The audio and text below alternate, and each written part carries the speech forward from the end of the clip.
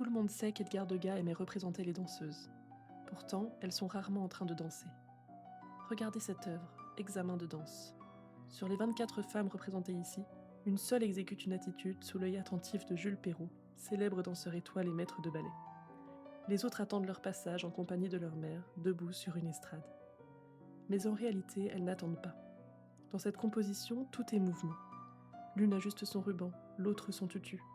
Une jeune fille un peu anxieuse se ronge les ongles en attendant son tour, assise sur les genoux de sa voisine. Derrière elle, une jeune fille lit une lettre. La couleur renforce l'effet de mouvement.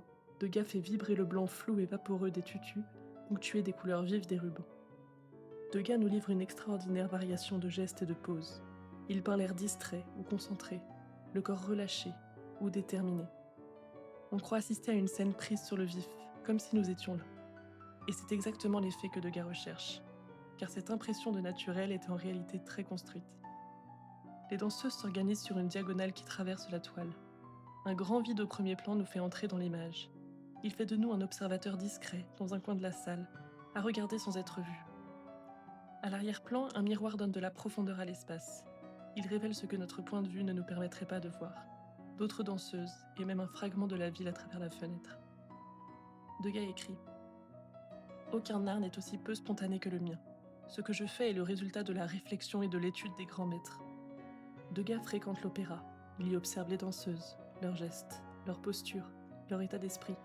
Mais il peint ensuite en atelier. C'est ce qui le distingue des impressionnistes. Pas de plein air, pas de paysage, pas d'instant saisi dans sa pure immédiateté. Il se perçoit avant tout comme un réaliste, un observateur du monde moderne, avec un œil quasi ethnographique. Pour lui, un dos, des mains, une attitude, une physionomie doivent révéler l'âge, le milieu social, la profession, le tempérament, ou même un état affectif. Le corps devient un instrument de lecture sociale et psychologique. Ce qui l'intéresse, ce n'est pas seulement la grâce, c'est aussi l'envers du décor. En cette fin du 19e siècle, l'opéra est un haut lieu de la danse, mais aussi de pouvoir et de désir. Les danseuses sont souvent issues de milieux modestes. Elles se laissent parfois séduire par des hommes fortunés, en l'échange d'une compensation. Les mères, que Degas représente souvent, sont parfois à l'initiative de ces négociations. Derrière la beauté des tutus, Degas montre donc un monde plus ambigu. Un monde de discipline et d'ambition, de grâce bien sûr, mais aussi d'attente, de fatigue et de rapport de domination. Ce n'est pas seulement une scène de danse, c'est une scène sociale, et c'est ce qui la rend si moderne.